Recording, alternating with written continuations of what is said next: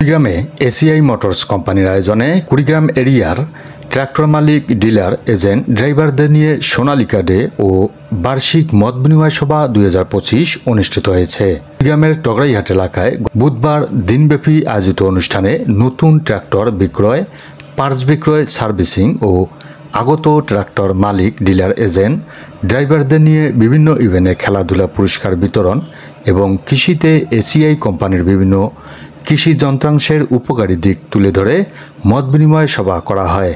এ সময় উপস্থিত ছিলেন AGM Mahmud Rashid Liton, area manager Mohammad Alamgir, RSM Narendranath, recovery manager Masud Rana সহ অন্যান্য কর্মকর্তা, কর্মচারী ও এলাকার গণ্যমান্য ব্যক্তিবর্গগণ।